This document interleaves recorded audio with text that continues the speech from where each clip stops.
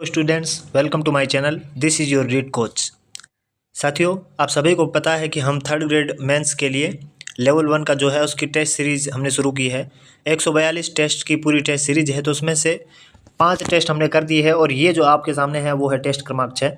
ठीक है ना। बिना किसी देरी के आज शुरू करते हैं। जिस हिसाब से आप इस सीरीज़ को प्यार दे रहे हैं, मेरे पास कोई शब्द नहीं है। आप सभी का बहुत बहुत धन्यवाद, आभार। आप ऐसे ही सहयोग बनाए रखिए। ठीक है, हम आगे आगे बहुत इंप्रूवमेंट करने वाले हैं और बहुत ज़्यादा सपोर्ट आपको करने वाले हैं। आप हमें सपोर्ट करते रहिए और कमेंट कीजिए। आज जो कमेंट है वो कम से कम 50 कमेंट का जो है वो हमने लक्ष्य रखा है। आप सभी को 50 कमेंट पूरे करवाने हैं बस। सबसे पहला सवाल है, मत्स्य संघ का राज्य प्रमुख किसे बनाया गया? तो मत्स्य संघ जो है उसका राज्य प्रमुख किसे बनाया गया? तो ऑप्शन नंबर ए है उदय भान सिंह। ठीक है, और मत्स्य संघ पहला चरण है, आप सभी को पता है 18 मार्च इसकी डेट है। और जो है अलवर, भरतपुर, करौली, धौलपुर इन चारों को मिलाकर मत्स्य संघ बनाया गया था। ठीक है, अगला सवाल है क्वेश्चन नंबर 2, संयुक्त राजस्थान का गठन कब हुआ था? संयुक्त राजस्थान का जो गठन हुआ है, दूसरे का जो सही आंसर है ऑप्शन नंबर ए 18 अप्रैल 1948। पहला है 18 मार्च 1948, दूसरा जो चरण है वो हुआ था 25 मार्च 1948, तीसरा है 18 अप्रैल 1948 संयुक्त राजस्थान। और इसकी जो उद्घाटन किया था जवाहरलाल नेहरू जी ने किया था और इसमें उदयपुर को शामिल किया गया था। और जब उदयपुर को शामिल किया गया था तो इसमें जो भोपाल सिंह जी थे उनको राज प्रमुख बनाया गया था। ठीक है, अब आगे चलते हैं। 15 मई 1949 को गठित संयुक्त बृहत्तर राजस्थान के प्रधानमंत्री कौन थे? संयुक्त बृहत्तर राजस्थान, ये 5वां चरण है। इसके जो प्रधानमंत्री थे वो थे हीरालाल जी शास्त्री। इसमें क्या हुआ था, बृहत राजस्थान जो हुआ था, जैसे जैसलमेर, जोधपुर, बीकानेर और जयपुर, ये चारों जब मिल गए थे फाइनली 30 मार्च को, तो जब ये मिले तो पूरा एक बृहत राजस्थान बना था। उसमें जो है मत्स्य संघ को जोड़ा गया 5वें चरण में, और वो हुआ 15 मई 1949 को। और उसमें जो हीरालाल शास्त्री है वो प्रधानमंत्री थे। ठीक है, और जो इनके शोभाराम कुमावत है इनको इनकी मंत्रिमंडल में शामिल किया गया था।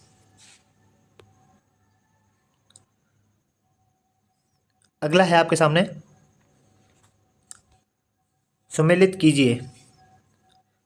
क्वेश्चन नंबर 4 का जो राइट आंसर रहने वाला है, मत्स्य संघ का आप सभी को पता है उदयभान सिंह जी, और बृहत राजस्थान का संयुक्त राजस्थान भोपाल सिंह जी, राजस्थान संघ भीम सिंह, और बृहत राजस्थान सवाई मान सिंह। ठीक है, तो इसका हो जाएगा चौथे का जो सही आंसर है ऑप्शन नंबर बी। अगला है आपके सामने क्वेश्चन नंबर 5, देशी रियासतों के मसले हल करने के लिए रियासती विभाग, कौन सा विभाग? बहुत इंपॉर्टेंट सवाल है। रियासती विभाग के सचिव कौन थे? सचिव थे डॉक्टर वीपी मेनन, और इसके जो अध्यक्ष थे वो थे सरदार वल्लभ भाई पटेल। इनका काम था आज़ादी के समय, जब 1947 में 15 अगस्त को देश आज़ाद हुआ था, लेकिन इन्होंने 5 जुलाई 1947 को जो है रियासती विभाग की स्थापना की थी। और इनका उद्देश्य ये था जितनी कितनी भी रियासतें हैं उनको एक करना है। और आप सभी को पता है जितनी रियासतों को एक किया है वो थे सरदार वल्लभ भाई पटेल, और वही इनके अध्यक्ष थे। ठीक है, और जो वीपी मेनन है, जो अपन कहते हैं ना कोई भी मंत्री होता है उसका IAS कोई भी होता है वो उसका सचिव होता है, वैसे भी जो वीपी मेनन थे ये पढ़े हुए थे, तो ये सरदार वल्लभ भाई पटेल के सचिव थे रियासती विभाग के। ठीक है, अगला जो सवाल है आप सभी के सामने, राजस्थान निर्माण के समय द्वितीय चरण में राजस्थान संघ की राजधानी बनाया गया, कौन सा बनाया गया? अभी आपको पता है कोटा बनाया गया था। ठीक है, अगला है आपके सामने क्वेश्चन नंबर 7, बेगू किसान आंदोलन की शुरुआत कब हुई थी? तो बेगू किसान आंदोलन की जो शुरुआत हुई थी वो हुई थी, 7वें का जो सही आंसर रहने वाला ऑप्शन नंबर है 1921 में, रामनारायण चौधरी के निर्देशन में। ठीक है, रामनारायण चौधरी ने इसकी अध्यक्षता की थी। अगला जो है वह स्थान जो राजस्थान का जलियांवाला बाग की घटना से जाना जाता है, मतलब राजस्थान का जलियांवाला बाग आप सभी जान ही गए होंगे। और डेट भी दी है 17 नवंबर 1913, आप सभी को भली भांति याद है, मानगढ़ धाम। अगला है, मेवाड़ प्रजामंडल की स्थापना किसकी अध्यक्षता में की गई? किसकी? मेवाड़ प्रजामंडल की। इंपॉर्टेंट सवाल है, याद रख लेना। स्थापना माणिक्यलाल वर्मा ने की थी, लेकिन अध्यक्षता बलवंत सिंह मेहता ने की थी। ठीक है, तो अध्यक्षता कौन करेगा? बलवंत सिंह मेहता। इंपॉर्टेंट है, याद रख लो। अगला है, मारवाड़ का तोल आंदोलन किस रियासत से? तो जो तोल आंदोलन हुआ था वो मारवाड़ में जोधपुर में हुआ था। अगला है, राजस्थान के प्रथम स्वतंत्रता सेनानी कौन थे? प्रथम स्वतंत्रता सेनानी बीकानेर के अमरचंद बांठिया। भगत आंदोलन चलाने वाले कौन सा आंदोलन? भगत आंदोलन चलाने वाले गोविंद गिरी जी, मानगढ़ धाम का जिससे संबंध था वो यही इंसान है। गोविंद गिरी जी का जन्म कहाँ हुआ था? उनका जन्म हुआ था बांसिया गांव में। अगला है क्वेश्चन नंबर 13, राजस्थान में सर्वाधिक समय तक चलने वाला किसान कौन से? सर्वाधिक समय तक कौन सा किसान आंदोलन चला था? बहुत अच्छे से जानते हैं आप सब, एक ही किसान आंदोलन है, बिजोलिया किसान आंदोलन, जो चला था 1897 से 1941 तक, 1941 तक। ठीक है। अगला सवाल आप सभी के सामने, क्वेश्चन नंबर 14, शेखावटी में सर्वप्रथम स्वतंत्रता संग्राम का नेतृत्वकर्ता थे, मतलब शेखावटी में स्वतंत्रता संग्राम के समय नेतृत्व किसने किया था? बलजी और भूरजी ने किया था, लोठू और करणिया मीणा ने किया, डूंगजी और जवाहर जी ने, छोटू जी और सरदार जी। नाम पहचान लिया आपने एकदम से, वो है डूंगजी और जवाहर जी, और इनको लोक देवता भी मानते हैं शेखावटी में। अगला है क्वेश्चन नंबर 15, निम्न में से कान का आभूषण नहीं है, ध्यान से सुनो। तो झुमका कान का आभूषण है, कर्णफूल कान का आभूषण है, लटकन भी है, जो बेसरी है ये नाक में पहना जाता है। ठीक है, ये मुस्लिम महिलाएं और जो है नाक में पहनती है। निम्नलिखित में से असंगत है, इनमें से असंगत कौन सा है? अंगोछा, यह पुरुषों का आभूषण है, जैसे वे सिर पर बांधते हैं, ठीक है, सही है। कटकी, यह अविवाहित युवतियों की ओढ़नी है, सही है। लुंगड़ी, यह विवाहित महिलाओं को पहना हुआ है। ताराबाद की ओढ़नी, यह आदिवासी महिलाओं की ओढ़नी नहीं है। अरे आदिवासी महिलाओं की ओढ़नी है, ये वाला गलत हो जाएगा। तो इसका जो सही आंसर क्या हो जाएगा? इसका सही आंसर हो जाएगा ऑप्शन नंबर 4। अगला है, पुरुष व महिलाओं द्वारा गले में पहना जाने वाला आभूषण कौन सा है? हलरियो, हंसली, सोहली, सिरपेच। हंसली गले में, सिरपेच सिर पे पहनी जाती है, ठीक है, ध्यान रखना।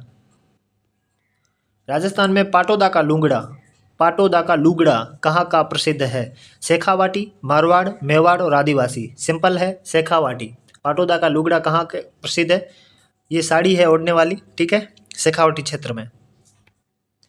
तिमणिया पहना जाता है, तो 19 का सही आंसर क्या रहने वाला है यहाँ पे? 19 का ऑप्शन नंबर बी, तिमणिया गले में पहना जाता है, ठीक है।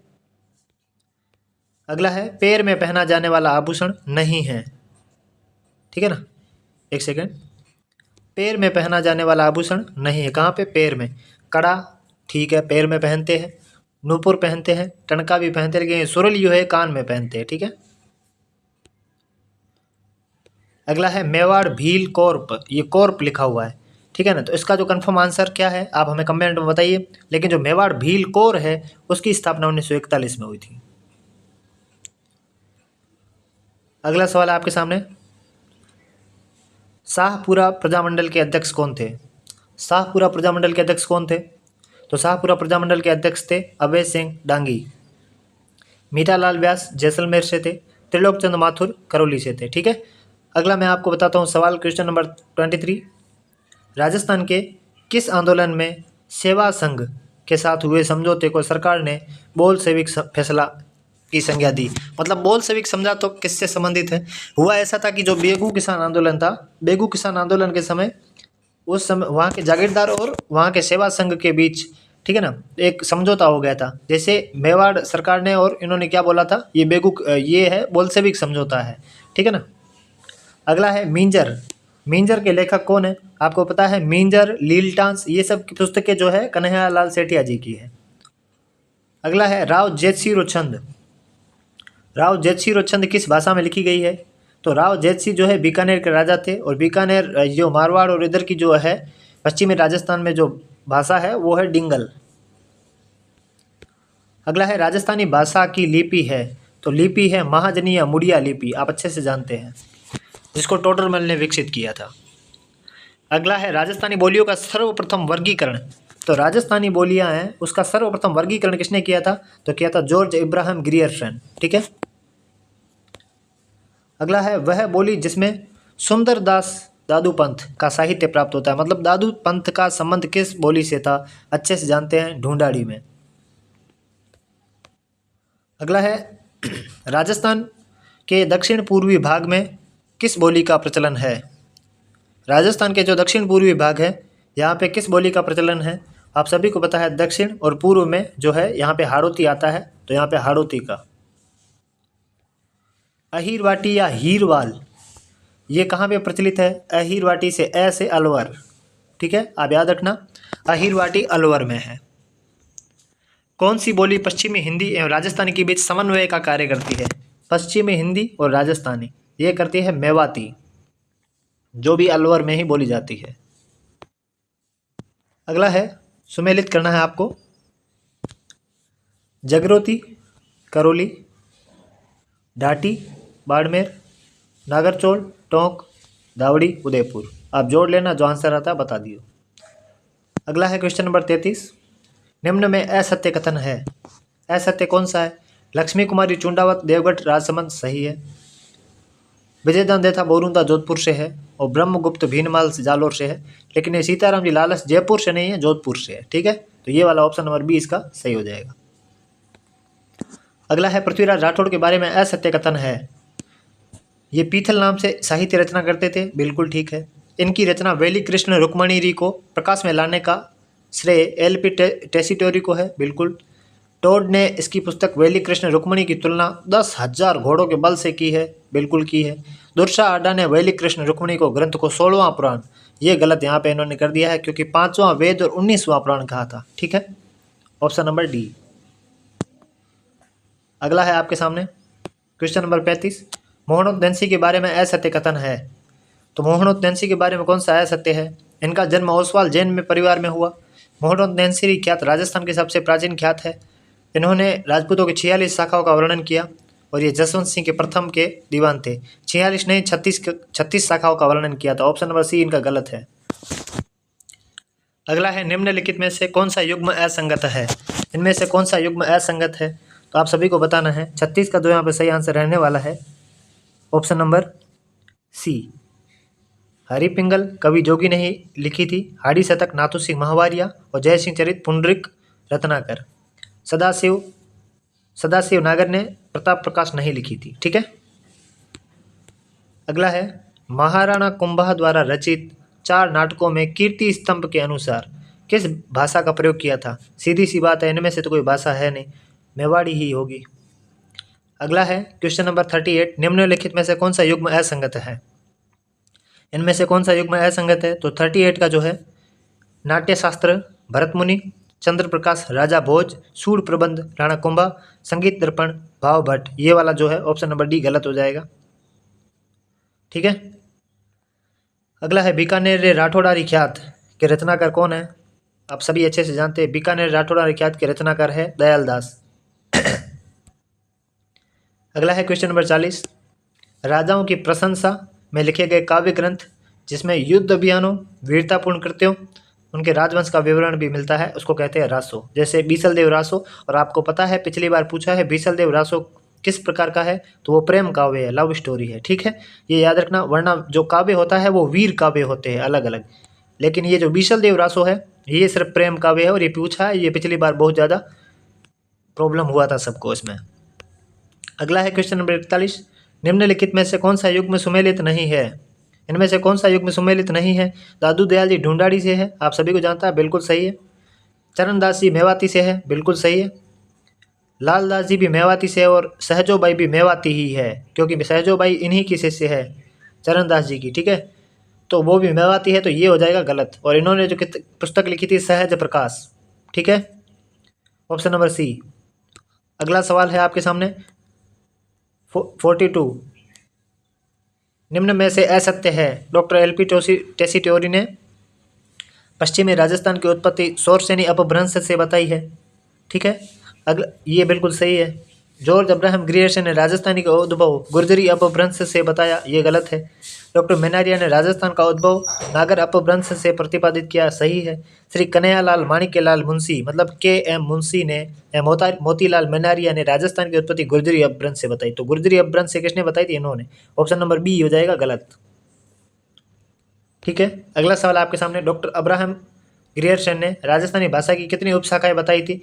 कितनी उपशाखाएं हैं? 5 उपशाखाएं हैं। ठीक है, और है, विजयदान देथा की पुस्तक दुविधा पर कौन सी फिल्म का निर्माण हो चुका है? तो विजयदान देथा की पुस्तक थी एक दुविधा, इस पे कौन सी फिल्म बन चुकी है? वो बन चुकी है एक तो दुविधा और एक है पहेली। अगला है, मुख्यमंत्री बालिका संबल योजना। तो मुख्यमंत्री बालिका संबल योजना का शुभारंभ कब हुआ था? ऑप्शन नंबर सी 2007 में हुआ था। ठीक, अगला जो सवाल है, आशा ज्योति योजना का प्रारंभ कब हुआ? तो आशा ज्योति योजना है जो आशा सहयोगिनी होती है हर गांव में लगी हुई, उनको जो है जो उच्च स्तर पर आप जैसे ग्रेजुएशन करते हैं तो वो ग्रेजुएशन वगैरह करवाने के लिए इनके लिए एक योजना निकाली गई थी। तो 46 का जो सही आंसर यहाँ पे रहने वाला है ऑप्शन नंबर डी, 2015 में आशा ज्योति योजना का प्रारंभ किया था। ठीक है। अगला जो है, मातृ मृत्यु दर एवं शिशु मृत्यु दर में कमी लाने, एक तो मातृ मृत्यु दर, एक शिशु मृत्यु दर में जो है कमी लानी है। ठीक है, के उद्देश्य से शुरू की गई योजना कौन सी थी? आशा ज्योति, ये तो पढ़ाई वाली थी, मैंने आपको बताया था। बालिका संबल, ये भी नहीं है। बेटी बचाओ बेटी पढ़ाओ, माँ को कौन बचाएगा? जननी सुरक्षा योजना। ठीक है, इसमें माता और शिशु दोनों को बचाना है।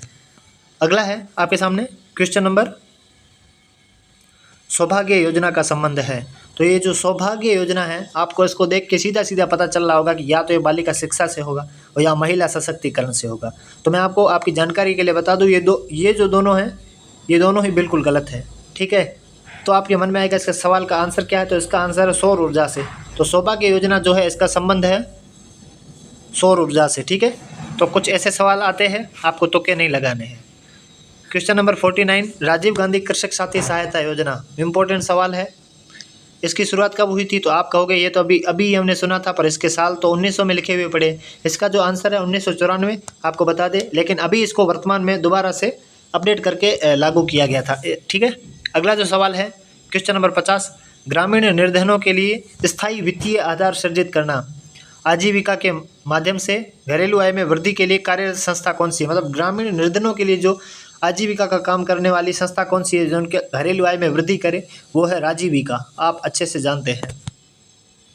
अगला है टीबी मुक्त भारत के लिए 100 दिवसीय कार्यक्रम, मतलब टीबी मुक्त भारत करने के लिए जो 100 दिवसीय कार्यक्रम हुआ था उसका राज्य स्तरीय शुभारंभ कब हुआ था? तो 51 का जो यहाँ पे सही आंसर रहने वाला है ऑप्शन नंबर बी, 7 दिसंबर 2024।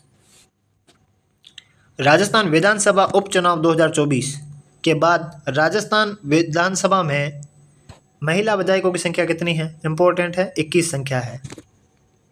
अगला है रक्षा विनिर्माण आत्मनिर्भरता राजस्थान में अवसर, मतलब रक्षा विनिर्माण में आत्मनिर्भरता। ठीक है, तो यहाँ पे राजस्थान में जो है विशेष संगोष्ठी का आयोजन कब किया गया था? ये जयपुर में हुआ था 53 का, और ये किया गया था 53 का जो राइट आंसर रहने वाला है ऑप्शन नंबर ए, 11 नवंबर 2024 को। अगला है राजस्थान में विभिन्न योजनाओं के लाभ सरलता, सुगमता, पारदर्शी रूप से आम जन तक पहुंचाने के उद्देश्य से प्रारंभ की गई योजना है। मतलब ऐसी कौन सी योजना है जिससे कोई भी अन्य योजना हो उसको गांव तक हर इंसान तक पहुंचाई जा सके, हर नागरिक तक पहुंचाई जा सके। तो उसके लिए जो शुरू की गई थी राजस्थान जन आधार योजना, और इससे आप सभी को पता है पूरी योजना इससे कनेक्ट होती है और आप इससे अभी भी फायदा उठाते हैं, कोई भी ऑनलाइन फॉर्म भरना होता है तो। अगला जो है क्वेश्चन नंबर 55, अनुसूचित जाति एवं जनजाति के उद्यमियों को प्रोत्साहन देने के लिए डॉक्टर भीमराव अंबेडकर विशेष पैकेज, भीमराव अंबेडकर विशेष पैकेज का प्रावधान किस योजना के तहत किया गया? वो किया गया था राजस्थान निवेश प्रोत्साहन योजना। ठीक है, तो 55 का आंसर नंबर ए हो जाएगा। इस जो योजना में अलग से भीमराव अंबेडकर विशेष पैकेज का प्रावधान किया गया था। ठीक है, अगला सवाल आप सभी के सामने 56, स्ट्रीट वेंडर्स को बिना गारंटी के 50,000 रुपये देने हैं। ठीक है, स्ट्रीट वेंडर्स मतलब जो गली में ठेला लगाते हैं उनको 50,000 तक का जो है उधार दिया जाएगा, ब्याज इस पर कोई ब्याज नहीं लगाया जाएगा। तो वो किस योजना के तहत था? इंदिरा गांधी शहरी क्रेडिट कार्ड योजना 2021। ठीक है, अगला जो है राष्ट्रमंडल संसदीय संघ 67वें सम्मेलन में राजस्थान का प्रतिनिधित्व किसने किया था? तो इसका प्रतिनिधित्व किया था वासुदेव देवनानी जी ने, जो कि विधानसभा के अध्यक्ष है राष्ट्रमंडल संसदीय संघ। अगला सवाल है आपके सामने 58, प्रधानमंत्री श्री नरेंद्र मोदी ने 13 नवंबर 2024 को राजस्थान के 3 रेलवे स्टेशनों पर प्रधानमंत्री भारतीय जन औषधि केंद्र, प्रधानमंत्री भारतीय जन औषधि केंद्र मतलब जहाँ पे दवाइयाँ मिलती है, का वर्चुअल उद्घाटन किया। इनमें से कौन सा एक शामिल नहीं है? इनमें से 3 तो है, चौथा इसमें नहीं है। आपको ये तीनों एक जैसे लग रहे होंगे, पर ये तीनों उत्तर नहीं है। बाड़मेर है, दुर्गापुरा है, फालना है, लेकिन ये मेड़ता नागौर नहीं है। तो इसलिए जो आंसर आए उसी को ही करना, तुक्का नहीं मारना है। अगला जो सवाल है आपके सामने 59, ऑपरेशन लाडली किसके द्वारा संचालित किया गया? राजस्थान पुलिस द्वारा, महिला आयोग द्वारा, मानवाधिकार आयोग द्वारा, जैसलमेर जिला कलेक्टर द्वारा। तो ऑपरेशन लाडली जो है राजस्थान पुलिस द्वारा चलाया गया था। अगला है राजस्थान में निम्नलिखित में से कौन सा क्षेत्र देश का सबसे बड़ा स्वर्ण खनन केंद्र, देश का सबसे बड़ा स्वर्ण खनन केंद्र बनेगा, कौन सा बनेगा, वो बनेगा सलूम्बर घाटोल क्षेत्र। ठीक, अगला जो सवाल आपके सामने वो है क्वेश्चन नंबर 61, 1 किलोबाइट किसके बराबर होता है। तो आपको पता है 1 KB बराबर किसके बराबर होता है, 1024 बाइट के। ठीक है, और 1 MB किसके बराबर होता है, 1024 KB के। 1 GB किसके बराबर होता है, 1024 MB के। ठीक है, ऐसे आपको याद रखना है। अगला है निम्नलिखित में से कौन सी प्राइमरी मेमोरी है, मतलब प्राथमिक मेमोरी है जिसको कंप्यूटर में लगा ही होना पड़ता है, वो कंप्यूटर में ही होती है। ठीक है ना, और सेकेंडरी मेमोरी या द्वितीयक मेमोरी होती है जो बाहर से लगाई जाती है अलग से। तो यहाँ पे जो है रैम और रोम ये दोनों प्राथमिक मेमोरी होती है। ठीक है, ये याद रखना। फ्लॉपी डिस्क, हार्ड डिस्क ये सब सेकेंडरी द्वितीयक मेमोरी है।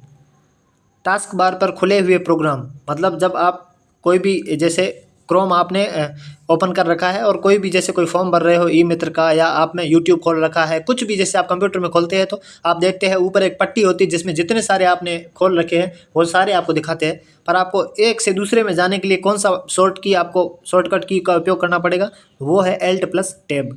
ठीक है, तो टास्क बार होती है जो कंप्यूटर में ऊपर की ओर एक पट्टी होती है और नीचे होती है उसको कहते हैं स्टेटस बार। अगला है विंडोज ऑपरेटिंग सिस्टम को निम्न में से किसने विकसित किया। विंडोज ऑपरेटिंग सिस्टम को निम्न में से किसने विकसित किया, तो विंडोज़ को किया था माइक्रोसॉफ्ट ने। और ये एक GUI, आप सभी को ये पता होना चाहिए क्योंकि आप ज़्यादा लोगों को इसके बारे में पता नहीं है। ग्राफिकल यूज़र इंटरफेस पर डिपेंड है। अब ये क्या होता है, इसमें ऐसा होता है कि एक होता है कैरेक्टर यूज़र इंटरफेस मतलब CUI, और एक होता है GUI। ये सवाल पूछे जा चुके हैं।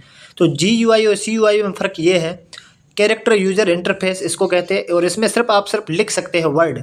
इसमें ग्राफिकल यूज़र इंटरफेस होता है, इसमें आप वर्ड के साथ साथ इमोजी वगैरह कुछ भी यूज कर सकते हो। ठीक है ना, तो ये है विंडोज़ और ये ग्राफिकल यूज़र इंटरफेस है। अगला जो है निम्नलिखित में से इंटरनेट से संबंधित नहीं है। इंटरनेट से संबंधित कौन सा नहीं, आपको पता है इंटरनेट होगा तभी ब्राउज़र यूज किया जाएगा, लिंक भी तभी ओपन होगी जब इंटरनेट होगा, सर्च इंजन का तभी काम आएगा जब इंटरनेट होगा। ठीक है ना, फाइल से इंटरनेट का कोई लेना देना नहीं है। अगला है पिछड़ा बालक वह है, मैंने कल आपको शायद ये बताया था, कल या परसों, और थोड़ा सा गलत बता दिया था। अब आपको मैं सही बता देता हूँ। पिछड़ा बालक किसे कहते हैं, जिसकी शैक्षणिक उपलब्धि उसकी स्वाभाविक योग्यताओं के स्तर से कम हो। ठीक है ना, जब कम होगी तभी तो वो पिछड़ा है। ठीक है, तो इसका ऑप्शन नंबर A हो जाएगा। निम्नलिखित में से प्रतिभाशाली बालक की विशेषता है। प्रतिभाशाली बालकों का शारीरिक विकास तीव्र गति से होता है, प्रायः उत्तम स्वास्थ्य वाले होते हैं। सही है। इनमें सीखने व समझने की असाधारण योग्यता होती है, कल्पना शक्ति तीव्र होती है तथा बौद्धिक चिंतन व नवीनता के प्रति उत्सुकता होती है। तो उपरोक्त जो सभी है इसके आंसर यहाँ पे रहने वाले हैं। अगला जो सवाल आपके सामने 68, डिसऑर्थोग्राफिया। तो डिसऑर्थोग्राफिया का संबंध किससे है, लिखने से। आप सभी ने कर दिया होगा लिखने से, क्योंकि आपको पता है डिसग्राफिया का संबंध इससे है, तो डिसऑर्थोग्राफिया थोड़ी मिसप्रिंट हो गई होगी। ऐसा नहीं है, डिसऑर्थोग्राफिया जो है यहाँ पे इसका मतलब है वर्तनी विकार। ठीक है, आप सभी को पता होना चाहिए डिसऑर्थोग्राफिया का मतलब क्या है, वर्तनी विकार, याद रख लो। ठीक, अब जो अगला सवाल है, सृजनात्मकता बालकों में विशेषता होती है। सृजनात्मक बालकों में विशेषता क्या होती है, वह विचार और कार्यों में मौलिकता का प्रदर्शन करता है। बिल्कुल सही है। वह समायोजन में सक्षम होता है, मतलब वो कहीं भी समायोजित हो जाता है। एवं उसकी साहसिक कार्यों में प्रवृत्ति होती है। बिल्कुल सही है। उसकी स्मरण शक्ति अच्छी होती है और उसका ज्ञान का दायरा भी विस्तृत होता है। बिल्कुल सही है। मतलब तीनों बात बिल्कुल सही, उपरोक्त सभी। अगला है डिस्थीमिया। अभी आपने पढ़ा डिसऑर्थोग्राफिया और ये है डिस्थीमिया। डिस्थीमिया का मतलब संबंध क्या है, तो डिस्थीमिया का जो यहाँ पे मतलब रहने वाला है ऑप्शन नंबर A, गंभीर तनाव की स्थिति, जो एकदम टेंशन में है एनी टाइम, उसको कहते हैं डिस्थीमिया।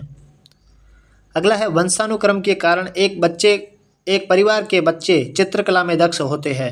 यदि उस परिवार के एक बच्चे को कुम्हार परिवार में बचपन से ही पाला जाए, तो यदि मतलब एक चित्रकार परिवार है, उसके सारे बच्चे उसकी तरह चित्र बनाने में दक्ष हैं, और यदि उनमें से एक बच्चे को कुम्हार के घर पे पालने के लिए छोड़ दिया जाए और उसको वहाँ पाला जाए, तो क्या होगा, वह बच्चा चित्रकला में परिवार के अन्य बच्चों की तरह दक्ष होगा? नहीं होगा, क्योंकि उसने देखा ही नहीं। तो क्या होगा, वह बच्चा कुम्हार की कार्य दक्ष होगा? नहीं होगा, क्योंकि उसने तो चित्र के लिए इंटरेस्ट देखा था। उसकी प्राकृतिक प्रतिभा का दमन हो जाएगा। ठीक है ना, उसकी प्राकृतिक प्रतिभा चित्र में थी, पर अभी इसको यहाँ ले जाके उसको दमन किया जा रहा है, उसको कहा जा रहा है तो कुम्हार वाला काम सीख। अगला है स्किनर के अनुसार मंद बुद्धि बालक की विशेषता क्या होती है। स्किनर के अनुसार जो है मंद बुद्धि बालकों की क्या विशेषता होती है? आत्मविश्वास का अभाव होता है, बिल्कुल अभाव होता है, मंद बुद्धि है बेचारा। पर आपको याद रखना है, दूसरों को मित्र बनाने की अधिक इच्छा होती है मंद बुद्धि में। वो यही सोचता है सारे मेरे दोस्त हैं। संवेगात्मक और सामाजिक असमायोजन भी होता है उसमें, तो उपयुक्त सभी है। अगला सवाल है, पिछड़े बालकों की पहचान के लिए कौन सा परीक्षण किया जाना चाहिए? इससे पता चले कि ये पिछड़ा है। सब परीक्षण करो, सामूहिक परीक्षण किया जाना चाहिए, व्यक्तिगत बुद्धि परीक्षण, उपलब्धि परीक्षण, सब परीक्षण करो, अपने आप पता चलेगा ये पिछड़ा बालक है। अगला है, निम्नलिखित में से सुमेलित नहीं है। डिसऑर्थोग्राफिया अभी बताया था वर्तनी विकार है। डिस्थीमिया गंभीर तनाव है। डिसमोर्फिया शारीरिक कुरूपता है। डिसग्राफिया लेखन विकार है, पठन विकार नहीं है। तो ऑप्शन नंबर 4 यहाँ पे सही हो जाएगा। ठीक है। अगला है 75, प्रतिभाशाली बालकों की बुद्धि लब्धि IQ कितनी होती है? प्रतिभाशाली में सबसे ज़्यादा होती है, तो 130 से भी अधिक होती है। ठीक है। अगला है क्वेश्चन नंबर 76, 76, अधिगम अक्षमता वाले बालकों में लक्षण होता है। किसी एक विषय पर देर तक ध्यान केंद्रित करने में कठिनाई होती है, बिल्कुल होती है, क्योंकि उसमें अधिगम अक्षमता है। पेशीय समन्वय तथा हस्त निपुणता, शारीरिक संतुलन में कमी होती है, बिल्कुल सही। सामाजिक संबंधों में मूल्यांकन में कठिनाई होती है, बिल्कुल सही है। और जो उपरोक्त सभी इसका आंसर रहने वाला है। अगला है शारीरिक कुरूपता विकार। शारीरिक कुरूपता विकार की संज्ञा किसे दी गई थी? तो शारीरिक कुरूपता विकार जो है 77 का आंसर हो जाएगा। ऑप्शन नंबर है डिस्मोर्फिया, अभी बताया ऊपर। अगला है सृजनात्मकता के विकास में। सृजनात्मकता के विकास में वातावरण संबंधी कारकों का महत्वपूर्ण स्थान है, ऐसा बोला है लेहमैन ने। बालक अध्ययन से जी चुराते हैं, विद्यालय कार्यों में लापरवाही करते हैं, वह कक्षा से नियमित रूप से अनुपस्थित रहते हैं। ऐसी आदतें बच्चों में किस कारण होती है? तो 79 का यहाँ पे जो सही आंसर रहने वाला है वो है ऑप्शन नंबर डी, माता पिता की बुरी आदत हो वातावरण के कारण। ठीक है। वह बालक जो सामान्य स्थिति से हटकर सोच का विकास करता है, मतलब सामान्य स्थिति से हटकर सोच का विकास करता है एवं नवीन आविष्कार भी करता है, वह कौन होगा? वो सृजनशील होगा। ठीक है। पाइरूवेट के विखंडन से किसके? इंपॉर्टेंट है, याद रख लो, ये सवाल जो है इंपॉर्टेंट है। पाइरूवेट के विखंडन से कार्बन डाइऑक्साइड बनती है, जल बनता है, ऊर्जा बनती है, और यही ऊर्जा शरीर में काम करती है। और पाइरूवेट के जो विखंडन वो कहाँ होता है? माइटोकॉन्ड्रिया में होता है। इसी को ही वायवीय श्वसन कहते हैं, जिसके बारे में रीट लेवल 1 में 2022 में पूछा है। अगला है, जलीय जीवों की श्वास दर स्थलीय जीवों की श्वास दर की अपेक्षा क्या होती है? तेज होती, क्योंकि जो जल में ऑक्सीजन की मात्रा बाहर वायु में ऑक्सीजन की मात्रा से कम होती है, और जहाँ कम होती है तो वहाँ तेज तेज सांस लेते हैं ताकि ज़्यादा सांस अंदर आ सके, मतलब ऑक्सीजन। ठीक है, इसलिए वो तेज श्वास लेते हैं। मानव फुफ्फुस में कौन से गैसों के विनिमय के लिए सतही क्षेत्रफल उपलब्ध कराता है? तो गैसों का आदान प्रदान होता रहे, विनिमय के लिए जो है वो जगह मिलनी चाहिए, तो क्षेत्रफल उसका कौन उपलब्ध करवाता है? लार का कोई लेना देना नहीं श्वास से। सिलिया, दीर्घरोम, आप सभी को पता है, इनका तो कोई लेना देना ही नहीं था। कूपी का जो है ये फेफड़ों से संबंधित मानव फुफ्फुस में, और ये काम करती है, क्षेत्रफल उपलब्ध करवाती है गैसों को विनिमय के लिए। निम्नलिखित में से किसमें वॉल्व होते हैं? आप सभी ने सुना होगा, तो वॉल्व जो होता है हार्ट में, वो जो होता है सिराओं में पाया जाता है। ठीक है, वॉल्व सिरा में होता है, और इसका काम ये होता है रक्त का एक ही दिशा में चलता रहे, ऐसा नहीं कि वापस आ जाए या किधर और चला जाए ऐसा। अगला है, मानव हृदय में कितने कोष्ठ पाए जाते हैं? तो मानव हृदय में कितने कोष्ठ है? 4 कोष्ठ है, आप सभी को पता है। बाया आलिंद, बाया नीलय, दाया आलिंद, दाया नीलय, ये 4 है। ठीक है। अगला है, मानव में रुधिर प्रवाह की किस नलिका की भित्ति मोटी होती है? तो कौन सी रुधिर प्रवाह की नलिका में? धमनी में, है ना। धमनी में भित्ति मोटी होती है, मतलब धमनी की दीवार मोटी होती है। अगला है, मानव शरीर में रक्त दाब मापने के लिए किस यंत्र का प्रयोग किया जाता है? रक्त दाब मतलब ब्लड प्रेशर, जिसको हम प्यार से बोलते हैं BP। तो BP जिसमें चेक की जाती है, उस मशीन का नाम क्या है? स्पाइग्नोमेनोमीटर। क्या बोलते हैं? स्पाइग्नोमेनोमीटर। पेड़ पौधों में जल का परिवहन किसके द्वारा होता है? जल से जाइलम, जल से जाइलम। ठीक है। अगला सवाल है आपके सामने, द्विखंडन द्वारा जनन किसमें पाया जाता है? तो द्विखंडन किसमें पाया जाता है? अमीबा में। ओके। अगला सवाल है, कृत्रिम विधि द्वारा कायिक जनन किस पौधों में पाया जाता है? कायिक जनन किसमें पाया जाता है भाई? आप कहेंगे इसमें तो सब सुने हुए लग रहे, तो ब्रायो फिल्म होगी। नहीं, कोई फिल्म नहीं है, आम ही इसका है। ठीक है, इसका आंसर क्या है? आम। आम में क्या करते हैं? कायिक जनन, मतलब ऊपर से काट के फिर लगाया जाए कोई और रोपण विधि से, तो उसमें भी उग जाएगा। अगला है, उत्तक संवर्धन तकनीक का उपयोग सामान्यतः किसमें किया जाता है? कौन सी तकनीक? उत्तक संवर्धन तकनीक। ठीक है। सजावटी पौधों के संवर्धन में, बिल्कुल इसमें भी उत्तक का संवर्धन किया जाता है। उन पौधों को उगाने में जो बीज को उत्पन्न नहीं कर सकते, ये भी सही है। तो ए व बी दोनों इसका सही आंसर होगा। अगला है, निम्न में से कौन सा उभयलिंगी पुष्प है? ऐसा कौन सा पुष्प है जो उभयलिंगी है, नर और मादा उसी पुष्प के अंदर होते हैं? तो वो है पेटूनिया। तो 92 का यहाँ पे सही आंसर क्या रहने वाला है? 92 का ऑप्शन नंबर सी यहाँ पे सही रहने वाला है। अगला सवाल आपके सामने, निम्न में से कौन सा मानव में मादा जनन तंत्र का भाग नहीं है? तो अंडाशय मादा जनन तंत्र का भाग है, डिंब वाहिनी मादा जनन तंत्र का भाग है, गर्भाशय भी है, लेकिन यहाँ जो प्रोस्टेट ग्रंथि है ये पुरुषों में होता है, ना कि मादा में होता है। आप सभी ने सुना होगा प्रोस्टेट कैंसर भी होता है, तो ये प्रोस्टेट ग्रंथि पुरुष में होती है। अगला है, महिलाओं में रजोधर्म कितनी उम्र के बाद बंद हो जाता है? रजोधर्म यानी मास जो पीरियड्स होते हैं वो कब बंद होते हैं? 45 से 50 की उम्र के बाद। अगला है, निम्नलिखित में से कौन सी जीवाणु जनित लैंगिक संचरित रोग है? जीवाणु जनित, वेरी वेरी इंपॉर्टेंट है, ध्यान रख लो, ये सवाल बहुत ज़्यादा पूछा गया है। जीवाणु जनित संचरित रोग कौन सा है? आप उपयोग सभी जरूर कर रहे होंगे, पर ये पक्का गलत है। इसका आंसर है गोनेरिया। क्या है? गोनेरिया। ठीक है। अगला है, कोशिका का पावर हाउस, जिसमें पावर हो वह है माइटोकॉन्ड्रिया, क्योंकि इसमें ऊर्जा बनती है। अभी मैंने आपको बताया था माइटोकॉन्ड्रिया में वायवीय श्वसन होता है। जब हम श्वास लेते हैं तो उसमें पायरुविक जो अम्ल है वो कार्बन डाइऑक्साइड जल और ऊर्जा में बन जाता है। तो जल और कार्बन डाइऑक्साइड तो निकल जाती है, लेकिन जो ऊर्जा बनती है वो हमारे शरीर में एनर्जी का काम करती है, इसीलिए माइटोकॉन्ड्रिया को पावर हाउस कहते हैं। ठीक, अब समझ में आया। और इसी को वायवीय श्वसन इसलिए कहते हैं क्योंकि इसमें वायु आती है और वायु का काम होता है, इसलिए। अगला सवाल है 97 आपके सामने, कोशिका की आत्मघाती थैली किसे कहते हैं? तो 97 का जो सही आंसर यहाँ पे रहने वाला है वो है ऑप्शन नंबर ए, लाइसोसोम को कहते हैं। ठीक है। अगला है, निम्नलिखित में से मानव शरीर की सबसे बड़ी कोशिका कौन सी है? वो है अंडाणु। जो महिलाओं में पाई जाती है अंडाणु सबसे बड़ी कोशिका है। कोशिका की खोज कब हुई थी? तो कोशिका की खोज हुई थी 1665 में, रॉबर्ट हुक ने की थी। ठीक है। अगला है क्वेश्चन नंबर 100, निम्नलिखित में से सबसे बड़ी ज्ञात कोशिका कौन सी है? यूकेरियोटिक कोशिका, प्रोकैरियोटिक कोशिका, माइकोप्लाज्म, और आपने बहुत बार सुना होगा शुतुरमुर्ग का अंडा सबसे बड़ी ज्ञात कोशिका है। ठीक है। अब 100 क्वेश्चन हो चुके हैं। क्या आपने अभी तक हमारे को सब्सक्राइब कर लिया है? ये आप अभी से सब्सक्राइब करेंगे तो आगे आने वाले 140, 135 और मॉडल पेपर आने वाले हैं, तो कहीं आप चूक तो नहीं रहे हो इससे। अभी से सब्सक्राइब करो और जुड़िए इस परिवार से। अगला है 101, कोशिका में स्थित तरल जैविक पदार्थ को जीव द्रव्य का नाम किसने दिया था? इसको प्रोटोप्लाज्म। जीव द्रव्य का नाम किसने दिया? वो दिया था J.E. पुरकिंजे। किसने दिया था? पुरकिंजे ने। इंपॉर्टेंट सवाल है, इस मॉडल पेपर में सारे इंपॉर्टेंट सवाल है, इसीलिए सबसे पहले मैं ये मॉडल पेपर लाया। वरना मेरे पास सभी नामी कोचिंग के पेपर भी है, पर मैं उसको पहले इसलिए नहीं लाया क्योंकि ये जो पेपर है सारे पिछले सालों के प्रश्न है, इसीलिए मैंने इस कोचिंग का नाम पहले सुना है, ना आपने कभी सुना होगा। तो लेकिन इसका जो पेपर है वो बहुत बेस्ट है, इसलिए मैं लाया। अगला है, प्रोकैरियोटिक से यूकेरियोटिक कोशिका किस प्रकार भिन्न है? मतलब कोशिकाएं दो प्रकार की होती है, एक होता है प्रोकैरियोटिक, एक होता है यूकेरियोटिक। ये ज़्यादा एडवांस होती है यूकेरियोटिक कोशिका। दोनों में अलग क्या है? यूकेरियोटिक कोशिका में क्या है, डीएनए और प्रोटीन का जुड़ाव होता है, लेकिन इसमें तो डीएनए और प्रोटीन होता ही नहीं है। ठीक है। अगला सवाल है आपके सामने, किस संविधान संशोधन में उद्देशिका में समाजवादी, धर्मनिरपेक्ष और अखंडता शब्द जोड़े गए?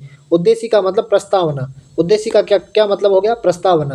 प्रस्तावना में ये शब्द कब जोड़े गए थे? तो 42वें संविधान संशोधन में जोड़े गए थे। अगला है आपके सामने क्वेश्चन नंबर 104, मौलिक अधिकारों का जो प्रावधान है भारतीय संविधान के किस भाग में है? वो है भाग नंबर 3, और भाग 4 में है मौलिक कर्तव्य। अगला है 105, भारतीय संविधान के अनुच्छेद 51 क का संबंध किससे है? अनुच्छेद 51 क का संबंध है, अभी मैंने आपको बताया, मूल कर्तव्यों से, और ये भाग 4 क में है। सर्वोच्च न्यायालय के किसी न्यायाधीश की नियुक्ति, भाई सर्वोच्च न्यायालय के किसी न्यायाधीश की नियुक्ति करनी है तो इससे पूर्व राष्ट्रपति किससे परामर्श लेगा? सर्वोच्च न्यायालय के वर्तमान जो मुख्य न्यायाधीश है उससे, उनसे पूछेगा कि आगे सर्वोच्च न्यायालय का मुख्य न्यायाधीश किसे बनाया जाए। अगला सवाल है आपके सामने क्वेश्चन नंबर 107, राज्यपाल की नियुक्ति संविधान के किस अनुच्छेद के तहत की जाती है? किसकी नियुक्ति? राज्यपाल की। और तो ये है 155। 153 में होता है कि हर राज्य का एक राज्यपाल होगा, 154 में है उसकी कार्यपालिका शक्तियाँ, 155 में है राज्यपाल की नियुक्ति। ठीक है। अगला है संविधान सभा की प्रथम बैठक कब हुई थी? तो वो हुई थी 9 दिसंबर 1946 को। फिर हर 2 दिन में बैठक होती थी। पहली बैठक हुई थी 9 दिसंबर को, दूसरी बैठक हुई थी 11 दिसंबर को, तीसरी बैठक हुई थी 13 दिसंबर को, चौथी बैठक हुई थी 15 दिसंबर, ऐसा याद रखना है, ठीक है। अगला है 109, संविधान के किस अनुच्छेद में उल्लेख है कि संसद का गठन तीनों अंगों राष्ट्रपति, राज्यसभा, लोकसभा से मिलकर होता है? ऐसा लिखा हुआ है अनुच्छेद 79 में। अस्पृश्यता का अंत किस संविधान संशोधन अनुच्छेद में है? तो आप सभी को पता है अस्पृश्यता है वो है धारा 17, ठीक है ना। धारा 17 का पालन करना है वरना हो जाएगा खतरा बहुत। अगला है क्वेश्चन नंबर 111, 86वें संविधान संशोधन अधिनियम से पूर्व 14 वर्ष तक के बालकों को निःशुल्क व अनिवार्य प्राथमिक शिक्षा प्रदान करने के लिए राज्य को निर्देश संविधान के किस अनुच्छेद में दिया गया है? ठीक है ना। जो है 14 वर्ष तक के बालक है उनको निःशुल्क व अनिवार्य शिक्षा प्रदान करने के लिए राज्य को निर्देश दिया गया है, वो संविधान के किस संविधान के अनुच्छेद के तहत दिया गया है? तो 111 का जो सही आंसर यहाँ पे रहने वाला है ऑप्शन नंबर ए, अनुच्छेद 45 में, ठीक है। अगला सवाल है आपके सामने, क्वेश्चन नंबर 112, संविधान की उद्देशिका मतलब प्रस्तावना में कितनी बार संशोधन किया जा चुका है? एक बार किया है सिर्फ, वो भी आपको पता है, 42वां संविधान संशोधन, ठीक है। उसमें कौन से शब्द जोड़े ये भी आपको याद रखना है, समाजवादी, धर्मनिरपेक्षता और अखंडता। अगला है संविधान सभा में राजस्थान से हस्ताक्षर करने वाले प्रथम व्यक्ति, पिछली बार ही परीक्षा में पूछा है, बलवंत सिंह मेहता उदयपुर से। अगले है राजस्थान के कौन से चित्रकार का संविधान की मूल प्रति पर बने चित्रों में योगदान है? तो संविधान में मूल प्रति जो है संविधान की, उसमें जो चित्र बने हुए हैं उसमें जो राजस्थान के चित्रकार थे कृपाल सिंह शेखावत, इनको 1974 में पद्मश्री भी मिला है। अगला है 115, संविधान सभा के सदस्य सरदार सिंह का संबंध किस रियासत से था? वो था खेतड़ी झुंझुनू से। संविधान सभा में उदयपुर के प्रतिनिधि के रूप में कौन थे? तो उदयपुर से प्रतिनिधित्व किसने किया था? माणिक्यलाल वर्मा और बलवंत सिंह मेहता। राजस्थान मूल के निवासी जो विभिन्न क्षेत्र से संविधान सभा के सदस्य चुने गए, मतलब जो राजस्थान के तो थे लेकिन राजस्थान से बाहर से चुन के आए थे, ऐसे कौन थे? तो अपन को बताना है। एक तो प्रभुदयाल हिम्मत सिंह पश्चिम बंगाल से आए थे, बिल्कुल सही है। बनारसी दास झुंझुनवाला बिहार से, पदमपत सिंघानिया उत्तर प्रदेश से, हीरालाल शास्त्री उत्तर प्रदेश से नहीं गए थे, जयपुर से गए थे। तो 117 का है ए, बी और सी, ऑप्शन नंबर बी। अगला है क्वेश्चन नंबर 118, संविधान सभा के संदर्भ में कौन सा कथन असत्य है? कौन सा कथन असत्य है? संविधान सभा का निर्माण कैबिनेट मिशन योजना के आधार पर किया गया, बिल्कुल। संविधान सभा के सदस्यों का केवल मनोनयन किया गया, नहीं, मनोनयन के साथ निर्वाचन भी किया। संविधान सभा के सदस्यों की संख्या जनसंख्या के आधार पर तय की गई थी, बिल्कुल। ब्रिटिश प्रांतों से 292 सदस्य निश्चित किए गए थे, ये भी सही है। तो गलत कौन सा? ऑप्शन नंबर बी, मनोनयन भी किया गया था लेकिन साथ में निर्वाचन भी किया गया। और साथ में मैं आपको बोलता हूँ कि राजस्थान में एकमात्र निर्वाचित प्रतिनिधि कौन था? कमेंट में जल्दी बताओ यदि आपको आता है तो, और फिर आप देख लो आपकी तैयारी का क्या लेवल है। अगला है क्वेश्चन नंबर 119, भारतीय संविधान में राजस्थान से निर्वाचित एकमात्र, देखो फिर से सवाल आ गया, भारतीय संविधान सभा से राजस्थान से निर्वाचित एकमात्र सदस्य कौन थे? तो वो है मुकुट बिहारी लाल भार्गव अजमेर से। भारतीय संविधान सभा में राजस्थान से कितने सदस्य थे? तो राजस्थान से थे 12 सदस्य, ठीक है। सर वी टी कृष्णमाचारी ने संविधान सभा में राजस्थान की किस रियासत से भाग लिया? वो है जयपुर। और वेंकटाचारी है जोधपुर से। संसद संविधान के अध्याय 3 मौलिक अधिकारों में संशोधन नहीं कर सकती, उच्चतम न्यायालय ने किस मामले में यह निर्णय दिया गया था? मतलब सुप्रीम कोर्ट ने निर्णय दिया कि मौलिक अधिकारों में कोई संशोधन नहीं कर सकता, और ये दिया था गोलकनाथ बनाम पंजाब सरकार 1967 मामले में। अगला है, यदि ग्राम पंचायत भंग हो जाती है तो कितने माह में निर्वाचन अनिवार्य है? 6 माह में। अगला है, विकास खंड स्तर पर पंचायत का स्वरूप क्या कहलाता है? मतलब पंचायती राज त्रिस्तरीय आपको पता है, तो खंड स्तर पर क्या कहलाता है? वो है पंचायत समिति, और जिला स्तर पर जिला परिषद, ठीक है, और ग्राम स्तर पर ग्राम पंचायत।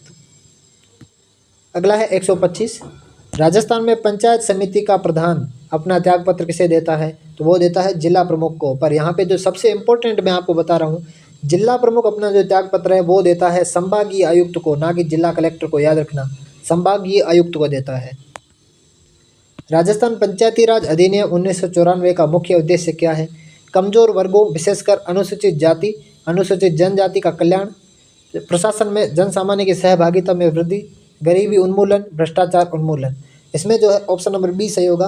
प्रशासन में जो है जन सामान्य की सहभागिता। अगला है ग्राम सभा में एक वर्ष में कितनी बैठक? ग्राम सभा में एक वर्ष में कितनी बैठकों का आयोजन करने का प्रावधान है? तो वह है 4। एक तो है 15 अगस्त, दूसरी है 26 जनवरी, तीसरी है 2 अक्टूबर, चौथी है 1 मई। ठीक है, 4 डेट मैंने बता दी। अगला है निम्न में से सत्य कथन है। सत्य कौन सा है? सत्ता का प्रत्यक्ष रूप से ग्रामवासियों को सौंपना ताकि जन सहभागिता द्वारा गांव का विकास किया जा सके। बिल्कुल सही। समाज के कमजोर वर्गों की नीति संबंधी निर्णयों में सहभागिता सुनिश्चित करना, लोकतांत्रिक विकेंद्रीकरण को सुदृढ़ करना और पंचायती राज संस्थाओं को स्थानीय स्वायत्त शासी संस्थाओं के रूप में विकसित करना। तो ये चारों ऑप्शन सही है। अगला है मुख्य सचिव की नियुक्ति कौन करता है? आपको पता है मुख्य सचिव की नियुक्ति मुख्यमंत्री करता है। राजस्थान प्रशासनिक सुधार समिति 1963, राजस्थान प्रशासनिक सुधार समिति 1963 किसकी अध्यक्षता में गठित हुआ? वो हुआ था हरिश्चंद्र माथुर। ठीक है, 130 का जो राइट आंसर है ऑप्शन नंबर ए। अगला है क्वेश्चन नंबर 131। निदानात्मक शिक्षण की विशेषता है। निदानात्मक या डायग्नोस्टिक। ठीक है, निदानात्मक शिक्षण द्वारा प्रभावी शिक्षण में के मार्ग में आने वाली कठिनाइयों तथा समस्याओं को जानने व समझने में आसानी होती है। सही है। विभिन्न स्तर पर उत्तम पाठ्यक्रम के निर्माण हेतु निदानात्मक शिक्षा उपयोगी है। निदानात्मक शिक्षण में सुधारवादी दृष्टिकोण होता है। चारों सही है। अगला है निदानात्मक शिक्षण का उद्देश्य क्या है? छात्र के पाठ्य वस्तु से संबंधित विशिष्ट कठिनाई को अवगत करना। सही। छात्र की पाठ्य विषय से संबंधित स्वाभाविक अथवा जन्मजात कठिनाई का ज्ञान प्राप्त करना, यह भी सही है। छात्र के व्यक्तित्व के सभी पक्षों का विश्लेषण करना, यह भी सही है। तो उपरोक्त सभी। अगला है 133। निदान हेतु छात्रों के चयन के समय क्या ध्यान नहीं रखना चाहिए? साथियों में समायोजित न हो पाने वाला अथवा शैक्षिक उपलब्धि में पीछे रहने वाले उच्च बुद्धि वाले छात्रों को निदान हेतु चुना जा सकता है। बहुत से छात्रों द्वारा स्वयं कमजोरी के कारणों को जानने के लिए आगे आने की इच्छा की पहचान की जा सकती है। ठीक है। अगला है शिक्षार्थियों की आयु तथा आर्थिक स्तर का ध्यान रखना। अगला है विद्यार्थियों की समस्याओं तथा कमजोरी के संबंध में कुछ जानकारी साक्षात्कार से प्राप्त हो करके निदान। तो ये वाला इन्होंने गलत है। 134 का है निदानात्मक परीक्षण का निर्माण करने के लिए क्या ध्यान रखा जाना चाहिए? निदानात्मक परीक्षण के उद्देश्य का स्पष्ट रूप से निर्धारण करना। बिल्कुल, उद्देश्य बिना तो कोई काम होता ही नहीं। विषय वस्तु का विश्लेषण कर शिक्षण बिंदुओं का निर्धारण करना। प्रत्येक शिक्षण बिंदु पर संक्षिप्त उत्तरों वाले 3, 5 या 7 प्रश्नों का निर्माण करना। उपरोक्त सभी है। 135 है उपचारात्मक शिक्षण। जब निदानात्मक शिक्षण हो जाता है उसके बाद उपचारात्मक शिक्षण किया जाता है। निदान का मतलब किसी चीज़ को पहचानना कि मतलब इसमें क्या चीज़ की बीमारी है, बीमारी मीन्स क्या कमी है, इसको निदान कहते हैं। उपचार मतलब उस कमी को कैसे दूर करना है, उसको उपचार कहते हैं। ठीक है। अब है उपचारात्मक शिक्षण में एक शिक्षक छात्रों को किससे संबंधित दोषों से मुक्त करके उनको उचित ज्ञान देता है? खेल से संबंधित, मानसिक व्याधि, शारीरिक व्याधि, अधिगम से संबंधित। अगला सवाल है आपके सामने 136। उपचारात्मक शिक्षण में किन छात्रों को शिक्षण दिया जाता है? विशिष्ट, प्रभावशाली, सभी, कमजोर या समस्याग्रस्त कोई किया जाता है, क्योंकि जिसमें जो कमजोरी है उसी को दूर करना, यही उपचारात्मक और निदानात्मक शिक्षण का कार्य है। अगला है 137। सभी विद्यार्थियों में से क्षेत्र विशेष के समस्याग्रस्त छात्रों को किस परीक्षण द्वारा छांटा जा सकता है? तो इसमें से किस द्वारा छांटा जा सकता है? 137 का जो सही आंसर इन्होंने माना है वो है ऑप्शन नंबर बी, निदानात्मक परीक्षण द्वारा। उपचारात्मक शिक्षण कौन सी प्रक्रिया है? अप्रभावी, थकाने वाली, अनवरत प्रक्रिया है। ठीक है। अगला है उपचारात्मक शिक्षण के अंतर्गत उन कमजोर शिक्षण अधिगम प्रभावों को सुधारा जाता है जो उत्तम शिक्षण में प्रभावी है। भाई प्रभावी है तो उसको क्यों हटाया जाएगा? उत्तम शिक्षण में सहायक है, सहायक को क्यों हटाया जाएगा? उत्तम शिक्षण में बाधक है। बिल्कुल, जो बाधक होगा उसको सुधारा जाएगा, सॉरी, जो बाधक होगा उसको सुधारा जाएगा, आवश्यक है उसको नहीं सुधारा। अगला है 140। उपचारात्मक शिक्षण उस विधि को खोजने का प्रयत्न है जो छात्र के अपनी कुशलता या विचार की त्रुटियों को दूर करने में सफलता प्रदान करे। ये बोला था योकम और सिम्पसन ने। अगला सवाल है 141। गणित शिक्षण में मूल्यांकन की परिमाणात्मक प्रविधि है। परिमाणात्मक प्रविधि क्या है? अवलोकन, ये तो गुणात्मक है, सूची अभिलेख गुणात्मक, साक्षात्कार गुणात्मक, ये तीनों गुणात्मक है। ये जो है लिखित, मौखिक और प्रयोगात्मक, ये तीनों परिमाणात्मक है। ऐसी परीक्षा जिससे नंबर आते हैं उसको परिमाणात्मक बोलते हैं, ठीक है। उपलब्धि परीक्षण व नैदानिक परीक्षण में अंतर क्या है? तो उपलब्धि परीक्षण में और नैदानिक परीक्षण में जो अंतर है वो उनके उद्देश्यों का है, ठीक है। उपलब्धि परीक्षण का काम अलग है, नैदानिक परीक्षण का काम अलग है। उपलब्धि परीक्षण में मार्क्स दिए जाते हैं, नैदानिक परीक्षण में उसकी कमियां दूर की जाती है। अधिगम संबंधी गलतियों और कमियों को दूर करने के लिए क्या आवश्यक है? वो है निदानात्मक परीक्षण। अगला है 144। जब किसी विद्यार्थी की उत्तर पुस्तिका की बार बार जांचने पर भी मूल्यांकन में अंतर ना आए तो वो विश्वास किया जा सकता है, तो विश्वसनीयता। मूल्यांकन प्रक्रिया के सोपान है, तो मूल्यांकन प्रक्रिया के सोपान क्या है? मूल्यांकन की प्रविधियों का चयन, निर्माण, बिल्कुल। उद्देश्य की प्राप्ति के लिए अध्ययन अध्यापन क्रियाओं का निर्धारण, तो ये तीनों हो जाएगा ऑप्शन नंबर 4। अगला सवाल है 146। मूल्यांकन प्रक्रिया का प्रमुख तत्व है अधिगम, अनुभव, उद्देश्य, मूल्यांकन के साधन, उपरोक्त सभी। निदानात्मक परीक्षण से ज्ञात किया जा सकता है, क्या ज्ञात किया जा सकता है?